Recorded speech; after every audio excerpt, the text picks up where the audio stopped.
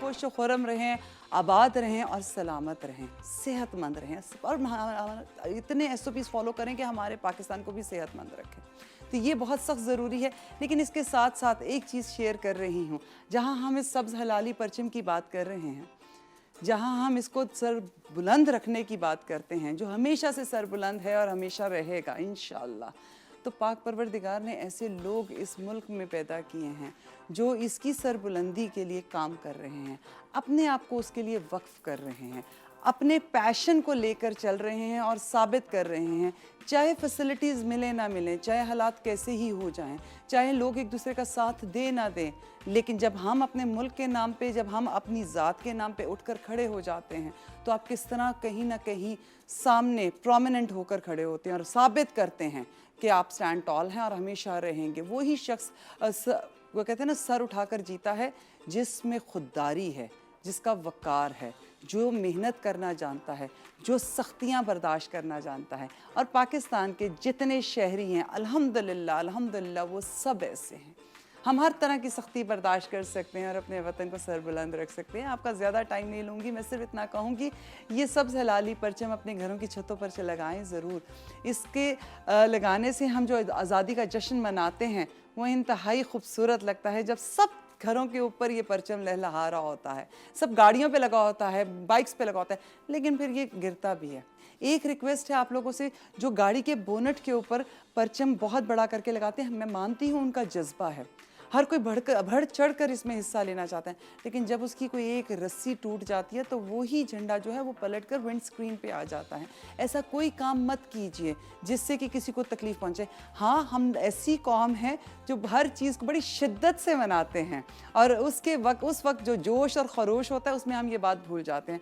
तो ऐसा कोई काम हमने नहीं करना, लेकिन साथ साथ आपको अपने शेफ़ से भी मिलवाऊंगी जिनसे मैंने आप सबसे वादा किया था। वो वीक में एक दफ़ा ज़रूर हमारे साथ होंगे, वो हमें प्लेटिंग करना सिखाएंगे, वो नई नई चीज़ें बनाना सिखाएंगे। तो शेफ़ आज़म हमारे साथ हैं। अस्सलाम वालेकुम।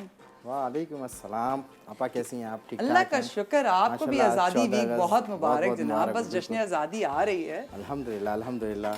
और आप सुनाएं अल्लाह कैसी का गुजर रही है शुक्र आपकी 14 है। अगस्त? मैं कहती हूँ मुझे अंदाज़ा नहीं था, हमेशा ही सेलिब्रेट करती हूँ और बड़े डिफरेंट अंदाज में करती हूँ, लेकिन यह है कि इस दफ़ा मुझे बड़ा अच्छा लग रहा है कि पूरा हफ्ता हम लेकर चले हैं। 14 अगस्त से एक छोटा सा मैसेज मैं दूंगा। वैसे तो दिल खोल के बनाए 14 अगस्त, क्योंकि हमारा आज़ाद मुल्क है अल्हम्दुलिल्लाह, और हम अपने मुल्क की आज़ादी मनाएंगे और क्या कर सकते हैं इससे ज़्यादा। मगर ये जो बाजे और ये लोगों को डिस्टर्ब करने वाली चीज़ें ना, वो ना करें, क्योंकि उससे जो है ना मरीज़ भी, बहुत सारे घरों में मरीज़ भी होते हैं, बुज़ुर्ग भी होते हैं, और ये आजकल जो नए नए बड़े बड़े बाजे आए हुए हैं ना, इसने बड़ा तंग किया हुआ है। ये प्लीज़ ना बजाएं बराए मेहरबानी, क्योंकि इससे बड़ा डिस्टर्ब होते हैं लोग। अच्छा, ये बात तो मैं ज़रूर कहूँगी कि आज़म जो बात कह रहे हैं वो बिल्कुल ठीक है। बात फिर वहीं पे है कि आज़ादी हो या कोई भी खुशी हो, आप सेलिब्रेट ज़रूर करें, और लेकिन साथ साथ ना आप तकलीफ ना हो किसी को। आज़ादी मनाएं, मगर थोड़ी सी इबादत भी करें। इतनी शुक्र अल्हम्दुलिल्लाह करें अल्लाह का कि इस आज़ाद मुल्क में हम रह रहे हैं। अल्हम्दुलिल्लाह। हम बाहर मुल्क में जाते हैं, आप यकीन करें, हम चलना भी हम बड़ा देख कर, इधर देखते हैं यार, कोई हमें कोई की चलान ना हो जाए, कोई हमें शुरता ना पकड़ ले, दुबई में, ओमान में, सऊदी अरब में, कतर में। हम अपने मुल्क में जहाँ मर्जी चले जाते हैं, जैसे मर्जी रोड क्रॉस कर लिया, ज़ेब्रा क्रॉसिंग का पता ही नहीं हमें होता क्या करना है। वैसे ये बात तो है, हम बहुत ज़्यादा फॉर ग्रांटेड लेते हैं। रूल्स वही हैं जिनको आप फॉलो करते हैं, ऐसा नहीं है कि नहीं है। जैसे हर मुल्क के अंदर रूल्स हैं, इसी तरह पाकिस्तान के अंदर भी रूल्स हैं, बस हम उन्हें फॉलो नहीं करते। पता नहीं हम क्या सोचते हैं, हमारा मुल्क है ना, हम जो मर्जी कर सकते हैं, लेकिन नहीं, इसकी पहचान हम हैं। जब हम फॉलो करेंगे, जब जैसे हम बाहर के मुल्कों में जाते हैं, वो कहते हैं किसने कहा कि पाकिस्तानी रूल्स तोड़ रहे होते हैं, वो तो बड़े अच्छा यहाँ पर ड्राइव कर रहे होते हैं, वो तो बड़ा अच्छा सारी चीज़ें फॉलो कर रहे हैं। जब बाहर जाके कर सकते हैं तो यहाँ क्यों नहीं कर सकते?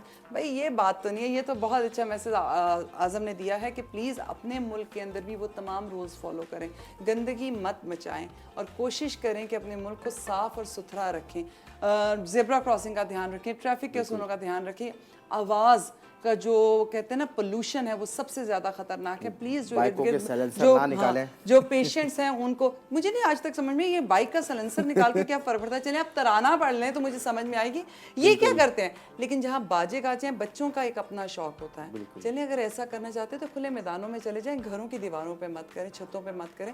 उससे ये होता है कि वाकई कोई डिस्टर्ब होता है। लोगों के घरों में पेशेंट भी हैं और बुजुर्ग भी हैं। तो आप क्या बना रहे हैं जनाब आज? आज मैं आपके लिए स्पेशल, आजकल बहुत फेमस हुआ है लावा पिज़्ज़ा, सैंडविच और इस तरह की चीज़ें। अच्छा, मैंने कहा होममेड बना के आपको दिखाऊं कि मैं आसानी से हर बंदा अपने घर पे बना ले, हर लेडीज जेंट्स, कोई नहीं है घर पे तो खुद भी बना ले। अच्छा, मैंने बहुत तो कहा आसान है। मैंने कहा आज कुछ सब हरा हरा होगा, लेकिन मुझे लगता है आपने कहा मैं बहुत ज्यादा हरे में हूं। नहीं हरा भी होगा इंशाल्लाह। उसकी हमें गार्निशिंग इस तरह से करूंगा कि वो बिल्कुल हरा हरा और बड़ा खूबसूरत सा लगेगा अच्छा, आपको। क्योंकि मैं और ये आज चाह मेरा रही थी ड्रिंक लेमन मिंट है तो वो ग्रीन है ऑलरेडी। अच्छा, मेरा यही था, मैंने कहा हम टेबल सेटिंग्स की बात कर रहे हैं, क्यों नहीं हम 14 अगस्त पे भी अपने घर में टेबल सेटिंग है। लेकिन एक बात कहूँ, जब आप 14 अगस्त पे टेबल सेटिंग करते हैं ना तो अपने इर्द गिर्द के चौकीदारों को मत भूलिएगा, मोहल्लेदारों को मत भूलिएगा, और स्पेशली उन जो ट्रैफिक पुलिस हैं वाले हैं जो कि खड़े हैं वहाँ पर ड्यूटी दे रहे हैं, उनको मत भूलिएगा। उन्हें ज़रूर अपनी खुशियों में, इन खानों में याद रखिएगा, उनके पास जाइए और उन्हें भी खिलाइए, उनका भी मुंह मीठा कराएं, आज़ादी उनके लिए भी है। तो इसमें क्या क्या कर रहे हैं हम जनाब? अच्छा, नॉर्मली तो आपने सैंडविच देखे होंगे, ज़्यादातर चिकन के बनते हैं। बिल्कुल, तंदूरी चिकन, ये चिकन वो चिकन, बट आज मैं बड़ा डिफरेंट लाया हूँ जो बीफ के ऊपर।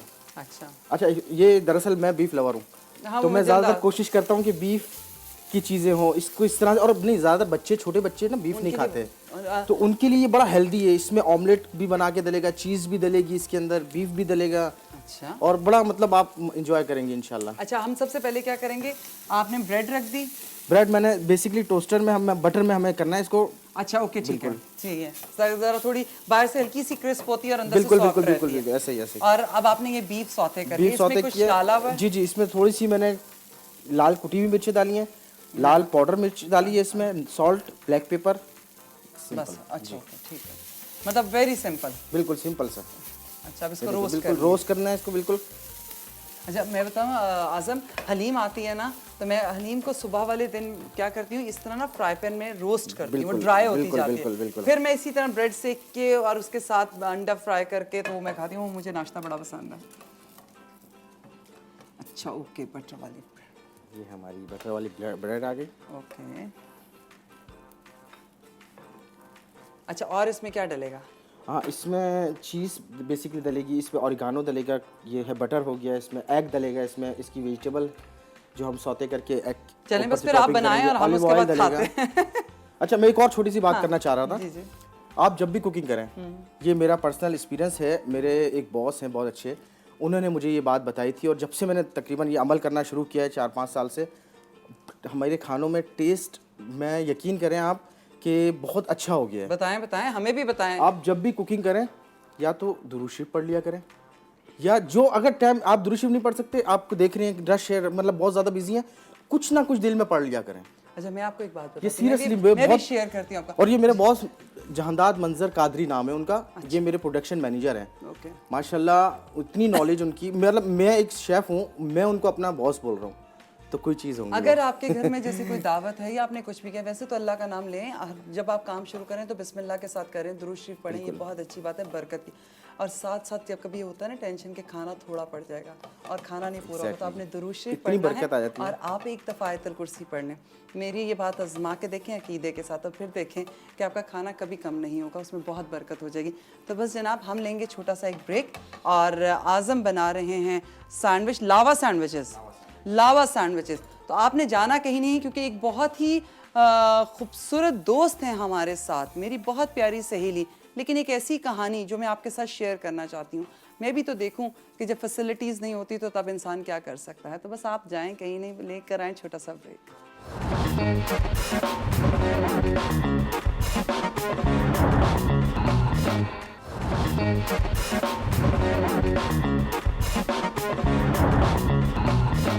जी जनाब, आपको वेलकम कहते हैं ब्रेक के बाद, और हमारे शेफ जो हैं वो धड़ाधड़ जल्दी जल्दी लावा सैंडविचेस बना रहे हैं। आज़म, क्या पोजीशन है sir? Very good, very good. अच्छा, कम नहीं बनाने, अच्छा पूरी टीम है हमारी, ये मैं बता दूं आपको। मैंने आपसे कहा कि आज़ादी के लिए हर कोई काम कर रहा था और आज़ादी हासिल कर ली, लेकिन अब मुल्क की तरक्की के लिए हर कोई काम कर रहा है अपने तौर पे। मुल्क की तरक्की के साथ साथ हर इंसान अपने आप को कहीं ना कहीं मनवाना चाहता है, अपने हकूक़ की बात करता है, और जब उसको अपने हकूक़ मिल जाते हैं तो तब हम कहते हैं कि हम एक आज़ाद मुमलिकत का हिस्सा हैं। यही एक तरीक़ाकार है, क्योंकि जब इंसान पुरसुकून होता है, सेटिस्फाई होता है, तभी वो कह रहा होता है कि हाँ, मेरे हकूक़ मुझे मिल रहे हैं, मेरे मुल्क के अंदर मैं अब आज़ाद शहरी हूँ। लेकिन क्या ऐसा ही है कि जब आपको कोई चीज़ चाहिए उसके लिए आप बहुत ज़्यादा तगोदो करते हैं? जैसे मैं बहुत सारे खिलाड़ियों को देखती हूँ, वो कहते हैं हमें फैसिलिटी नहीं मिलती, फैसिलिटेट नहीं किया जा रहा, इसलिए हम ज़्यादा अच्छी परफॉर्मेंस नहीं दे सकते, हमें ले जाए नहीं। बिल्कुल ठीक कह रहे हैं जनाब, कौन अपनी जेब से खर्च के जाएगा? कुछ तो गवर्नमेंट कर रही होगी यार। जो रह गया है काम, वो जो अदारे बनाए गए हैं उनका काम है इन चीज़ों को देखना। इसी तरह जब एक इंसान, एक लड़की उठती है अपने घर से और वो कहती है कि मुझे मेरी शनाख्त चाहिए, और शनाख्त किस तरह मिली उनको और उन्होंने ऐसा क्या किया, वो क्या पैशन था उनका, उनसे मुलाकात करते हैं और आपको मिलाते हैं। ये कहानी शायद आपके दिलों पे असर करे और आपको पता लगे जब फैसिलिटी नहीं भी मिलती तब भी इंसान कोशिश करके कहीं ना कहीं मुकाम पे पहुंच ही जाता है। हम अपनी निशा राव को वेलकम कहते हैं जनाब। एडवोकेट हैं, लॉयर हैं सिटी कोर्ट में कराची के अंदर, लेकिन इनका ताल्लुक़ लाहौर से है। अस्सलाम वालेकुम। वालेकुम अस्सलाम। निशा कैसी हैं? मैं बिल्कुल ठीक ठाक। निशा सबके सामने कह रही हूँ, you are a wonderful person. Thank मेरी आपसे जितनी मुलाकात हुई है ये 1 घंटे में और हमारी जितनी बातें हुई, यू आर अमेजिंग। क्या कहेंगी जब आप अपने बारे में पहले मुझे बताएं कि लाहौर में थी तो ऐसी क्या ज़रूरत पड़ी कि आप उठकर कराची आएँ? बेसिकली जो मेरा ताल्लुक़ है लाहौर से है। फैमिली में रहती थी, बहन भाइयों में सबसे छोटी हूँ।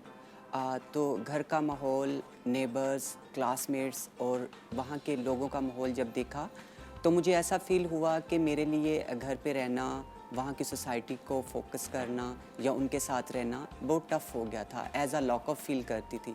मैंने अपनी ट्रांस कम्युनिटी के लोगों के साथ प्लान बनाया कि मैं लाहौर से मूव करके कराची आ जाऊँ, तो फिर मैं कराची आ गई। मैंने आप लोगों को नहीं बताया और मैं ये लफ्ज़ कहना नहीं चाहती, लेकिन एक हमने शनाख्त बना दी है। ये निशा ट्रांसजेंडर हैं और उनके लिए ये स्ट्रगल करना बड़ा मुश्किल था। वो बीइंग अ फीमेल अपने आप को कैरी करती हैं और बहुत ही डिग्निटी के साथ, बहुत इज़्ज़त और वक़ार के साथ अपने आप को कैरी करती हैं। जब उन्होंने देखा कि लाहौर में रहते हुए कम्युनिटी ने, फैमिली ने, फ्रेंड्स ने आहिस्ता आहिस्ता स्कूल में उनको प्रॉब्लम्स होनी शुरू हो गई। ऑब्वियस है, लोग ये एक इतना बड़ा टैबू बन चुका है हमारे माशरे का, तो उस पे लोग बातें भी करते हैं और आपको जीने भी नहीं देते और आपको आपकी मंजिल नहीं पाने देते। फिर जब आपने अपनी कम्युनिटी, यानी कि एक कम्युनिटी है जो आपको हेल्प आउट करती है, जी जी। तो हमने वो एक कम्युनिटी बनने दी है ना ट्रांसजेंडर्स की, उन्हें एक अलग सोसाइटी कर दिया है। तो उन्होंने आपको हेल्प किया है कि आप आके कराची आएँ और यहाँ पर आके अपनी स्ट्रगल स्टार्ट करें। तो यहाँ आई तो फिर आप मुझे बताएं कि कैसा लगा और क्या लोगों ने क्या कहा और आपको किन किन मुश्किलात का सामना करना पड़ा। जब मैं लाहौर से मूव करके कराची आ गई तो मुझे ज़िंदगी का नहीं पता था कि ज़िंदगी किस मोड़ पर लेकर जा रही है और मेरा फ्यूचर क्या होगा।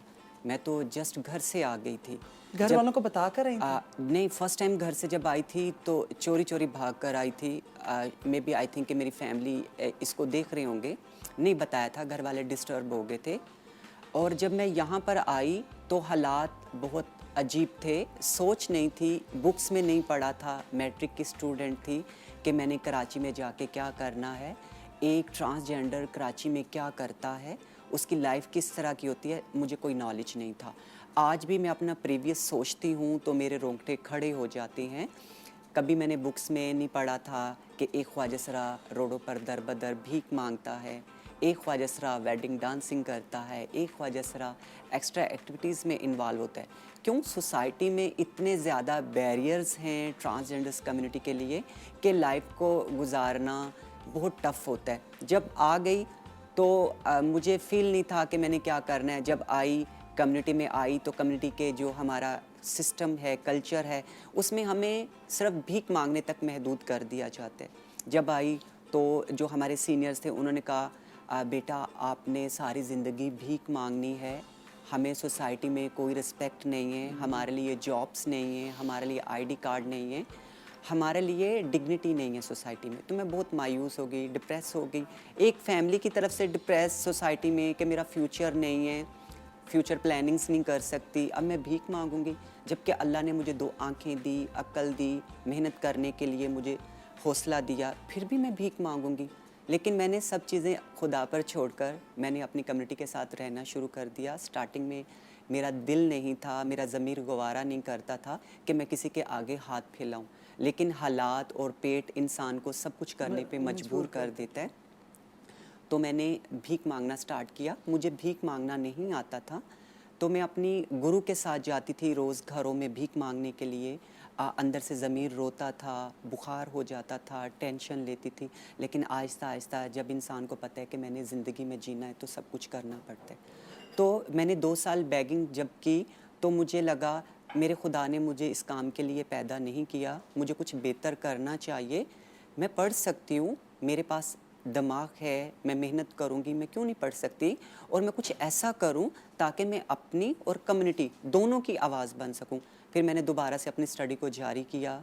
मैंने फिर कराची से ही प्राइवेट इंटर किया, फिर मैंने कराची यूनिवर्सिटी से ग्रेजुएशन किया, फिर मैंने IR में मास्टर किया कराची यूनिवर्सिटी से। फिर मैंने 2018 में सिंध मुस्लिम लॉ कॉलेज से LLB की डिग्री ली।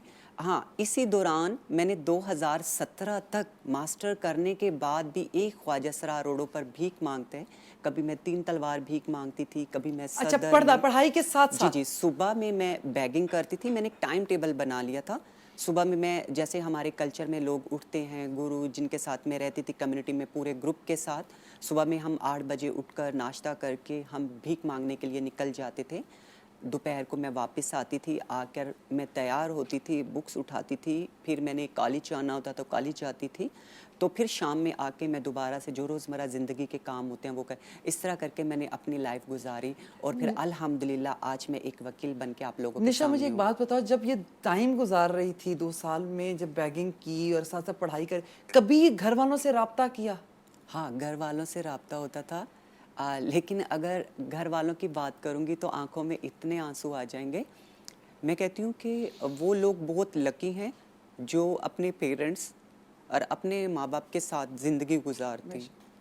हमारी सोसाइटी हमारे पेरेंट्स को इस तरह का माहौल दिखाती है और इनको इतना प्रेशराइज करती है कि वो अपने बच्चों को छोड़ने पे बिल्कुल मजबूर सही हो कह जाते हैं। मैं फैमिली के लिए तो कभी नहीं कुछ बोल सकती। जो माँ होती है ना, माँ, उसका दर्जा बहुत बुलंद होता है। माँ के नेमो बदल तो दुनिया में कोई है ही नहीं। लेकिन सोसाइटी ने जो ट्रांस कम्युनिटी के लिए किया है, मैं उस पर कुछ नहीं कह सकती, लेकिन ये हमारी सोसाइटी का ही कसूर है कि हमें लाकर इस प्लेटफॉर्म तक खड़ा कर दिया। मैं सिर्फ एक इतनी बात कहूँगी, ये बात मैंने बड़े साल पहले भी कही, तब से फ़ोन कॉल पे कही थी, और कही इसलिए थी कि शायद किसी को समझ में आ जाए।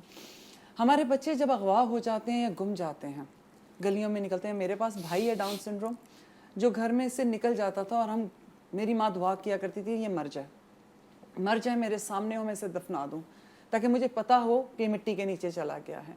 इसके साथ क्या बीत रही है मैं बर्दाश्त नहीं कर सकूँगी।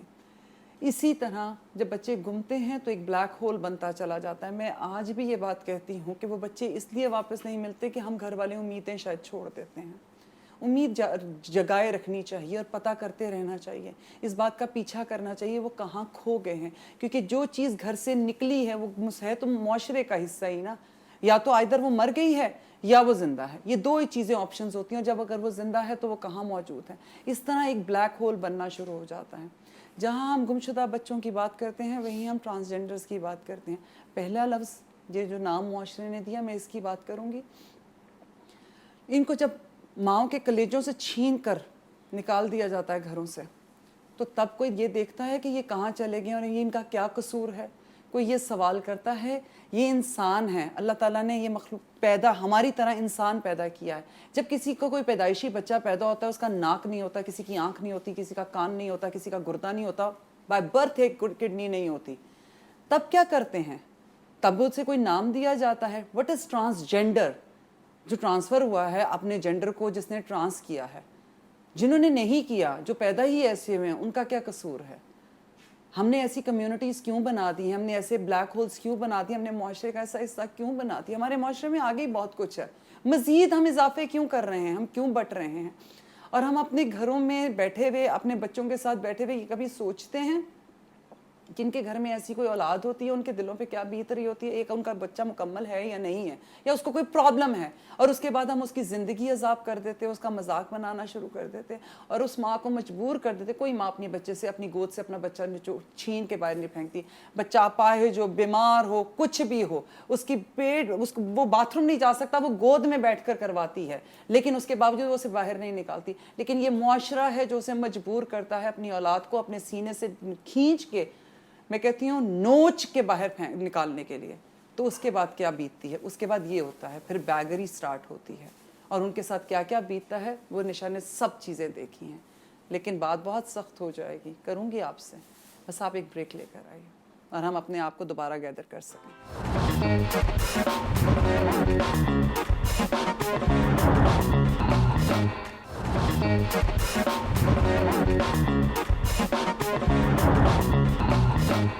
खुशामदीद कहते हैं आपको अपने शो में ब्रेक के बाद। और बिल्कुल जी, लावा सैंडविच रेडी है एंड साथ में मिंट लेमनेड है। जरा क्विक रेसिपी बता दें सर।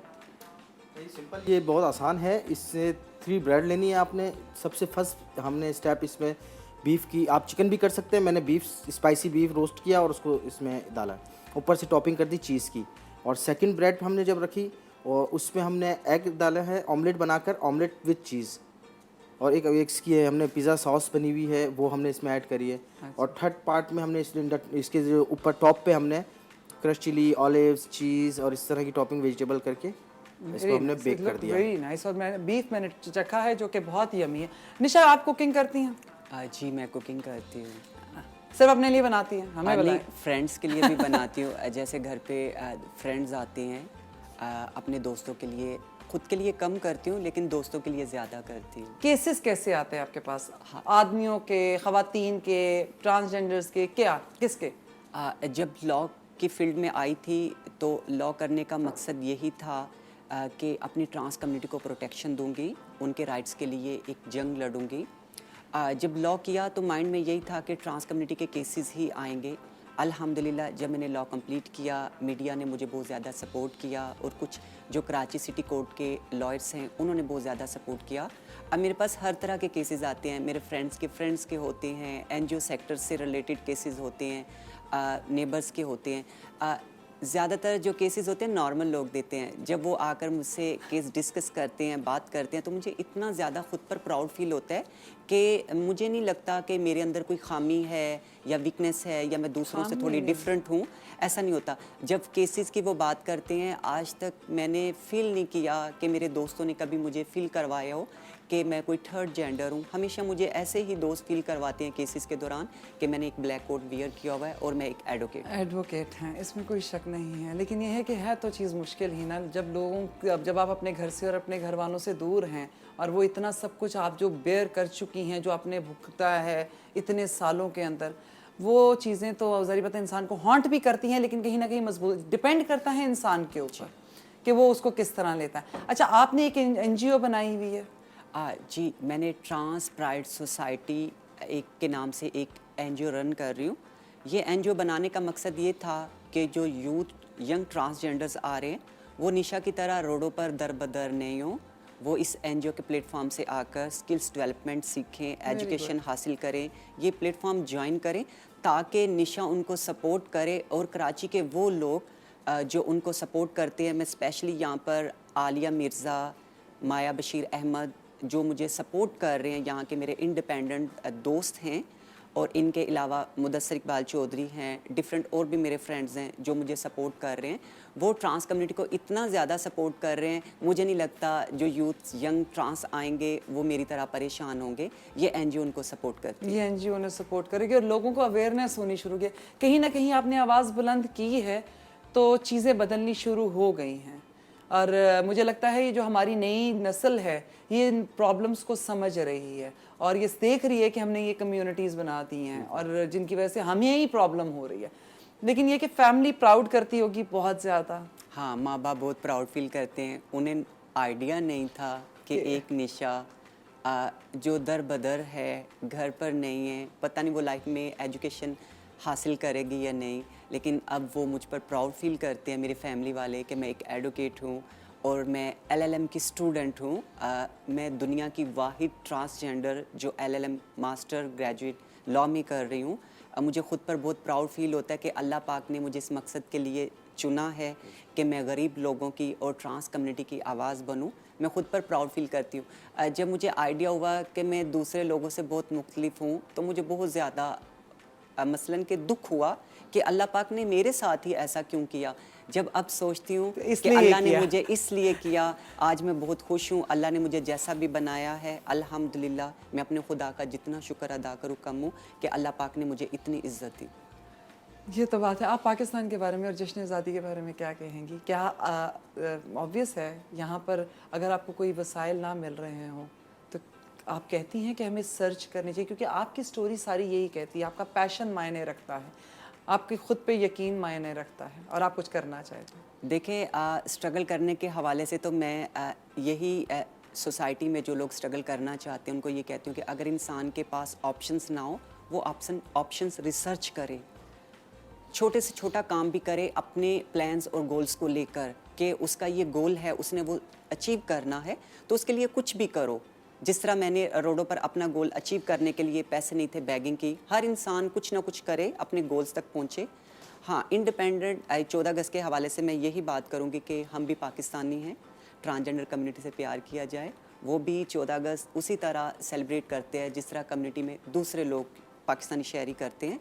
तो मैं यही कहूँगी कि ये आज़ाद मुल्क है, हमें भी उसी माँ ने पैदा किया है जिसने सबको पैदा किया है, ताकि ट्रांस कम्युनिटी को सपोर्ट करें एजुकेशन में, फाइनेंशियल तौर पे, जॉब्स पे। बस अरे एक चीज़ आपने और कही थी, दैट दो आपके आईडी कार्ड्स पे ट्रांसजेंडर लिखा गया है तो अब आपको हज और उम्रे में प्रॉब्लम है। जी हाँ, मेरा जो ड्रीम है कि मैं उम्रा करूं, हज करूं, अनफॉर्चुनेटली मेरा आईडी कार्ड है उस पर एक्स है, जिसकी वजह से मैं हज और उम्रा नहीं कर सकती, मुझे अलाउ नहीं है। मैं यही अपनी गवर्नमेंट से और जो मुस्लिम जितने भी पूरी दुनिया में मुझे देख रहे हैं उनसे ये रिक्वेस्ट करूँगी कि ट्रांसजेंडर कम्युनिटी को ये अपॉर्चुनिटीज़ लाजमी मिलनी चाहिए, ताकि एक निशा जिसका ये ड्रीम है कि वो अल्लाह का घर एक बार देख सके, बीइंग अ मुस्लिम, तो मैं बहुत खुश हूँ। इंशाल्लाह इस पे हम बात ज़रूर करेंगे। निशा, थैंक यू सो मच आपके आने के लिए and I am very proud of you. मुझे वाकई ही अपने मुल्क की इस बेटी पे फ़ख्र हो रहा है कि जिसने अपना आप मनवाया है और साबित किया है कि आप बीइंग अ पाकिस्तानी शहरी, being a Muslim, being a इंसान, ह्यूमन बीइंग, आपको कोई भी नहीं रोक सका। अल्लाह रब्बुल इज़्ज़त आपके साथ है और उन्होंने आपके लिए आसानियाँ बना दी हैं, आपके दिल में डाल दिया है ये पैशन, और आप इसी तरह कामयाब रहे। एंड बेस्ट विशेस आपकी NGO के लिए और उन सब लोगों के लिए। हम जो कर सकेंगे हम यहाँ हैं आप लोगों के लिए, इसमें कोई शक नहीं, आप लोग अकेले नहीं। और थैंक यू सो मच आज़म, आपसे ज़्यादा बात नहीं हो सकी, लेकिन रेसिपी का बहुत बहुत शुक्रिया, बहुत अच्छी थी। एक छोटी सी बात कहूँगी, अपने दिलों को बड़ा करें, अपनी सोचों को बड़ा करें। और इस बात के बारे में जो मैंने एक बड़ी छोटी सी थोड़ी सी जज्बाती होकर कह दी, लेकिन वाकई एक माँ के रूप में सोचिएगा ज़रूर, ये बहुत तकलीफ़देह है। जो निशा कह रही हैं बहुत आसानी से कह रही हैं, चेहरे पे मुस्कुराहट से जाके उसकी आंखें देखें तो उसमें बहुत तकलीफ़ ज़ाहिर होती है। ज़ाहिर बात है, एक लड़की को जब अकेले रोडों पे रहना पड़े और लोगों की नज़रों का निशाना होना पड़े और मांगना पड़े, पता नहीं अभी का खाना खाया कल का मिलेगा कि नहीं, और ख्वाब इतना ऊंचा हो कि मुझे पढ़कर अपना आप मनवाना है, तो उसको बहुत सी तकलीफ़ों से गुजरना पड़ता है। ऐसा क्यों नहीं है हम एक दूसरे का साथ देते हैं? तो आएँ इस जश्न आज़ादी पे यही फ़ैसला करते हैं, यही अहद उठाते हैं कि हम अपने शहरियों को, वो जो भी हैं, कैसे हैं, इस चीज़ से नहीं देखेंगे, ये देखेंगे वो क्या करना चाहते हैं, और वो हमारे मुल्क का सरमाया है, वो इसी रूप में है सिर्फ कि वो पाकिस्तानी शहरी हैं, और हम उनका हाथ पकड़ेंगे और उन्हें आगे लेकर चलेंगे। हम एक दूसरे की मदद करेंगे, आज हम इनकी मदद करेंगे, कल ये हमारी आवाज़ बनेंगे। तो इसी तरह की बात करनी चाहिए और इसी तरह खुली बात करनी चाहिए, डरना नहीं चाहिए किसी से। ये सब बातें हैं, तो कोशिश करें जश्न आज़ादी मनाते हुए इन तमाम सारी चीज़ों का ख्याल रखें। और फिर कहूँगी जश्न आज़ादी मनाएं ज़रूर, पूरे जोशो खरोश के साथ, लेकिन एहतराम के साथ और लोगों का ख्याल रखते हुए। किसी को तकलीफ़ नहीं होनी चाहिए आपके हाथ से, और अपने प्यारे मुल्क का ख्याल हम सबसे पहले इस तरह रख सकते हैं, SOPs फॉलो करते हुए। तो बस अपना ख्याल रखिए। बहुत बहुत शुक्रिया आप सबको, जश्न आज़ादी बहुत बहुत मुबारक। पाकिस्तान जिंदाबाद, पाकिस्तान पाइंदाबाद।